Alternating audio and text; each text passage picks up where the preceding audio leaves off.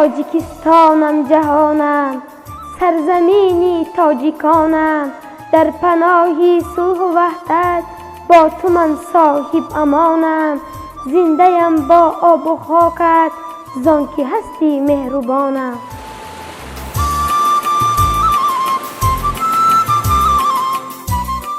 این بیت‌های فارم و تازه ایجاد یاسمن نوقلم، گلدختر نوبال و نوپرداز است.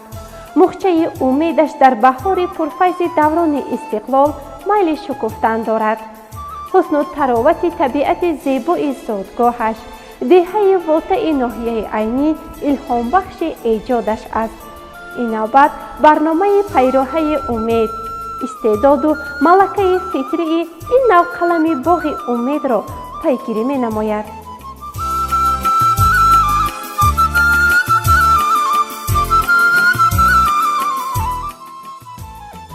یاسمن ادب‌پرور و سخن آفر را در محفل ادیبان جوان نزد مؤسسه تحصیلات میانه عمومی رقم 54 ناحیه عینی دریافتیم. مشغول آموزش و ایجاد بود. محفل با سروری مرد فاضل و خیرتمند، شاعر شکرگفتار و وحدت سرا بابا جان نورزاد کتاب امروز دهها مجموعه شعرهایش به تب رسیده دسترس دوستداران کلام بدیع گردیده اند، خیلی خوب و شوق‌آور جریان داشت. اعضایان محفل که همه قابلیت و ملکه ایجادکاری دارند، برابر کتاب و روزنامه و مجله های خوانده اشان همزمان نوشته های خود را به نوبت می خواندند و بین هم بحث می نمودند. با همین از همدیگر به خود چیزی نوی را پیدا می کردند. بینشان یاسمن شیرافکن خیلی فعال به نظر می رسید. شعرهای تازه ایجادش را با مهارت بلند قرائت نموده از مصلحت استاد شعر و شاعری بابا جان نورزاد بهره می بردارد. یاسمن شیرافکن یکی از خوانندگان پیشقدم مکتب است و ما هنر آن را در آن وقت کشف نمیدیم که او بعضاً خود به خود شعر می‌نویسد. روز شعرهای این به دست من افتاد و من دیدم که شعرها حقیقتاً یک چیزی نو دارد و بعضاً بعد به وزن قافیه او دقت دادم و او را وادار نمودم که به نوشتن شعرهای بچگانه خب شغل ورزد. ما از این محفل ادیبان جوان خیلی چیزهای زیادی رو می‌آموزیم و کتاب‌های خیلی زیادی رو می‌خوانیم، از جمله کتاب‌های عزیز، جوره هاشمی و غیرها را. شعرهای یاسمن شیرافکن خیلی به من معقول است و من شعرهای او را گرفته می‌خوانم. هر سحری شمالک دری ما را می‌کوبد، همه حولی ما را با هرهرش می‌روبد. از تازگی هایش حولی ما شد خوشنود، میخواهم او را بینم اما او می رود زود. شمالک را کی دیده بگوید او چند ساله، میخورد نان و پنیر و یا کی پپسی کالا. دهه واته از جمله دهه‌های دوردست و بلندکوه ناحیه عینی به حساب می رود. در دهه یگانه مؤسسه تعلیمی، مؤسسه تحصیلات میانه عمومی رقم 54 فعالیت دارد که برای روشنی عقل و روح پرنور فرزندان دهه سالهاست که با ثمر خدمت می کند. خوانندگان این تعلیمگاه نابسته به مشکل‌های به خود خاص این مکان در علم آموزی و دانش اندازی خیلی فعالند. این است که آنها در بسیار آزمون و المپیادها ملکه و مهارتی بلند نشان می دهند. سزاوار جایهای نمایان هم می شوند. یاسمن شیرافکن از جمله خوانندگان بهترین این بارگاه تعلیم و تربیه می باشد. عین حال در صنف پنجم با بهای خوب و اعلا تحصیل دارد. طالع بلندش است که در آزمون جمهوریوی بهترین شعر بچگانه که نشریه رسمی جمهوری جمهوریت در یک جایگی با مقامات اجرایی حاکمیت دولتی ولایت سوخت دایر نمود، غالب برآمده سزاوار جای دوم گردید. یاسمن جان، شما یکی از نورسان موفق هستید که در آزمون جمهوری بهترین شعر بچگانه که با اقدام نشریه جمهوری دایر کردید سزاوار جای دوم گردیدید. خوب از همین آزمون همچون ایجادکار به خود چی برداشت گرفتید امروز؟ من در آن آزمون خاطره های زیادی برداشتم. با استادان گلنظر، بزرگمهر بهادر، کمال نصرالله و دیگران در نزدیک شناس شدم. حتی استاد گلنظر به من گل تقدیم نمودند. با چند از اشتراکچیان آزمون شناس شدم. یاسمن بیشتری وقتهای خالگی خود را در کتابخانه مؤسسه تعلیمی می‌گذراند و یکی از اعضایان فعال کتابخانه و محفل ادیبان جوان میباشد. از آثار ادیبان گذشته و امروز شعرهای زیادی را از یاد می‌داند. پیوسته شعر ایجاد می‌نماید، حکایه و چیستا می‌نویسد. ما از شاگرد خود یاسمن می‌فخریم. دиректори мактаб сарвари кордону раҳнамои роҳи дониш Оламафрӯз Бобоев дар ҷараёни суҳбат бо зикри комёбиву сарфарозии шогирдонаш дар озмуну олимпиадаҳо қайд намуд, ки Ёсуман аз ҷумлаи хонандагони беҳтарин, ифтихори дабистон аст. бо хонишу дониши хуб ва рафтори намунавию шоиста дар дили омӯзгорону хонандагон чун духтаре ки заковатманду пешсаф маскан гирифтааст. ба андешаи сарвари муассиса ҳама ин сарфарозиву муваффақияти хонандагон аз ғамхориву таваҷҷӯҳи пайвастаи пешвои муаззами миллат муҳтарам Эмомалӣ Раҳмон ба соҳаи маориф сарчашма мегирад. Ёсуман хонандаи бисёр фаъол дар тамоми маҳфилҳои мактабӣ, чорабинаи мактабӣ, берун аз мактабӣ иштирок мекунад ва дар ҳафтаи фаннӣ иштирок карда ҷойҳои номаро ишғол мекунад. аз китобҳои хондааш эҷодкардаи худ ба мо ахборот медиҳад. аз эҷодати кадом аҷибон шоирон мутолиа намуданро дӯст медоред? اثرهای صدرالدین عینی، جلال اکرامی، شعرهای شاعران گلنظر، جوره هاشمی، لطافت کنجی‌یوا و دیگران به من پسندند.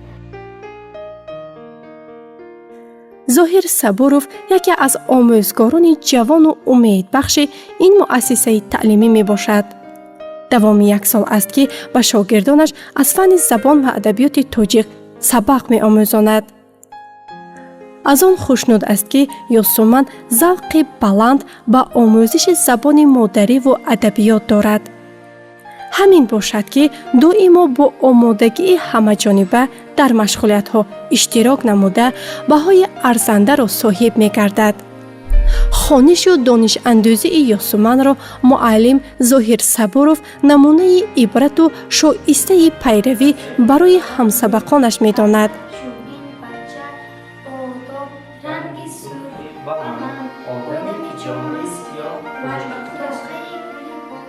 یاسمن شیرافکن یکی از خوانندگان فعال ما بوده، در درس‌ها بردوام اشتراک دارد.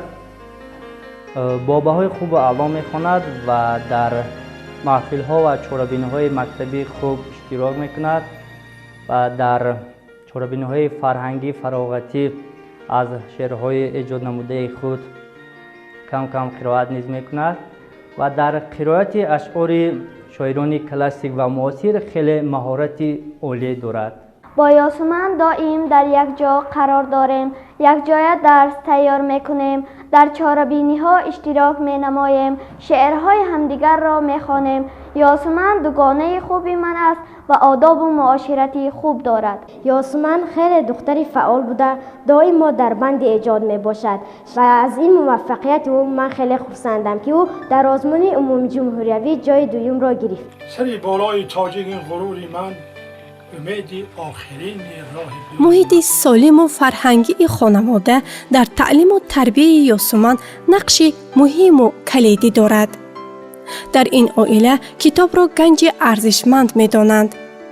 این است که یاسمن نیز از خردسالی به خواندن کتاب مهر بسته است.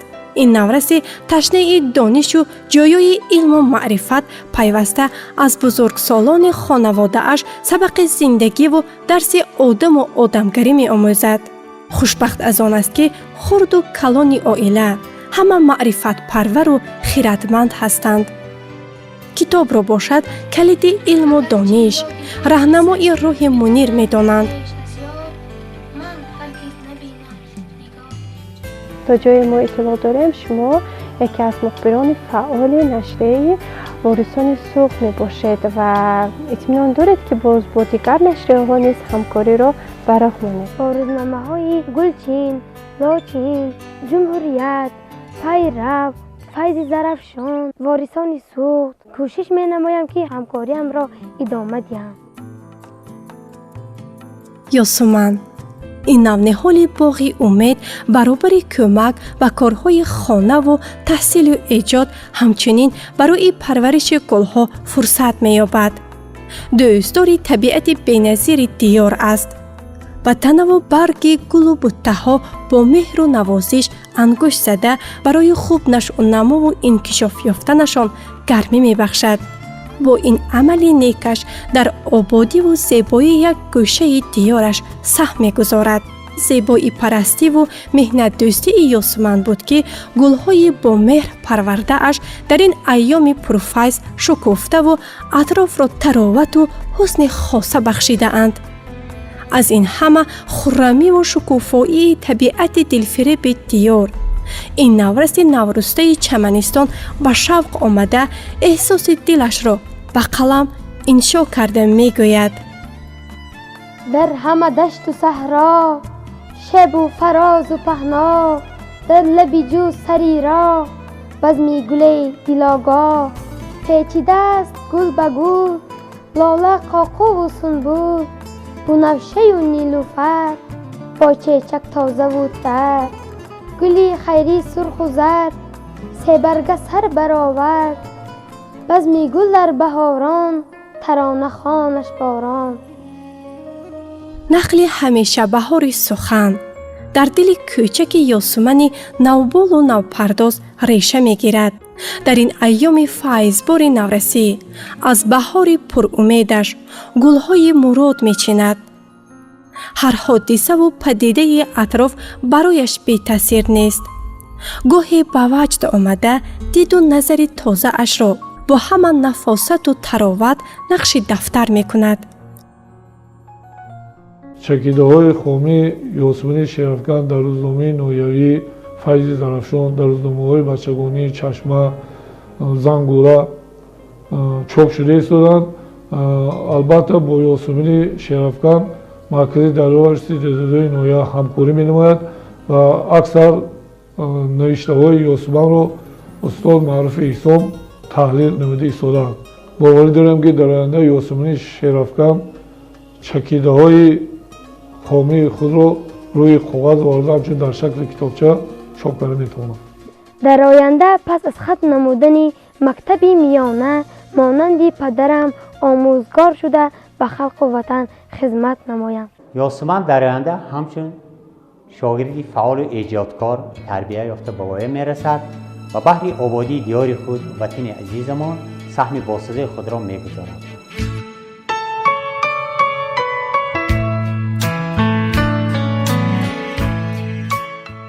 عسل آرو به پرواز گوید به گوش و دل راز مکیده شربتی گل عسل دهد عسل مول عسل به آدم دارو سوغا بیارش آرو می پرد او دوری دور به آن مردم دلپور از هر یک گل و گیاه فضاگیر از هر صبا پیش از تو عسل پرور با اوروها کشادر.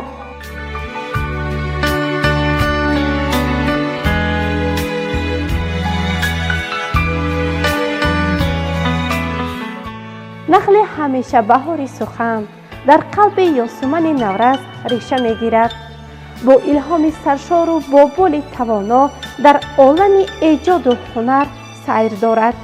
کوشش می کند تا فواره پرجوشش خاموش نگردد و در جوش و خروش باشد.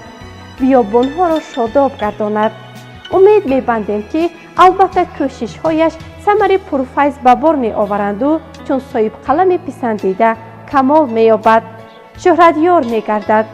бо донишу истеъдоди баландаш баҳри ободиву пешрафти тоҷикистони азиз хидмати шоиста менамояд.